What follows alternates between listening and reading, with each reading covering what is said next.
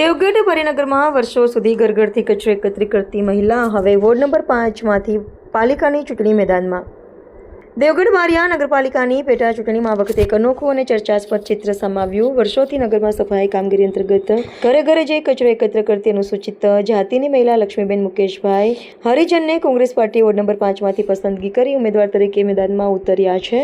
જે ઉમેદવાર લક્ષ્મીબેન વર્ષોથી નગરના અનેક વિસ્તારોમાં દરરોજ સવારે લોકોના દરવાજે પહોંચી કચરો એકત્ર કરવાની ફરજ બજાવતા હોવાથી તેઓ નગરજનોમાં સારી ઓળખ ધરાવે. હવે એ જ લક્ષ્મીબેન ચૂંટણી ઉમેદવાર તરીકે ઘરે ઘરે જઈ મતદારોના આશીર્વાદ અને મત માંગશે.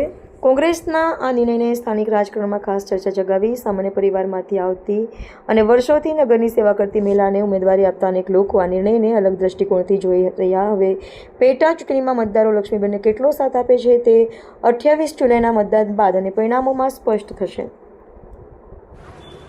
શું નામ તમારું બેન? લક્ષ્મીબેન મુકેશભાઈ. તમે કયા પાર્ટીમાંથી ટિકિટ આપવામાં આવી છે? કોંગ્રેસ પાર્ટીમાંથી. તમે ડેલી સવારે અહીં ડોર ટુ ડોર કચરો લેવા માટે આવો છો? સવારે 8 વાગે આવીએ છીએ કચરો લેવા ડોર ટુ ડોરમાં. હા. અને હું કોંગ્રેસ પાર્ટીમાંથી ઊભી રહી છું 5મા વોર્ડમાં. અને આજ મારા ટાવર શેરીમાંથી બધા સેવકો છે એમની હું નિમંત્રણ કરું છું.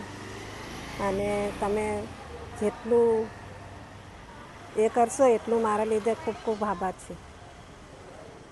આજ વિસ્તાર લાગે છે તમને? હા, આજ વિસ્તાર લાગે છે. કયા વિસ્તારમાં કચરો લેવા જાઓ છો? હું લાલા પાર્ક, મિત્રમિલ સોસાયટી, ટાવર શેરી, સુતારવાડો, કન્યા શાળા અને મોતીપુરા, ખોસપોળી, ચોગનિયા મારા 5મો વોર્ડ છે. અને મને કોંગ્રેસ પાર્ટીએ મને ટિકિટ આપી છે અને હું એમની જ જોડે રહેવા માગું છું. શું તમે ડેલી રોજે કચરો લેવા આવો છો ડોર ટુ ડોર? એ જ રીતે તમે પ્રચારમાં બી નીકળશો તો શું તમે મતદાતાને શું અપીલ કરવા માંગો છો?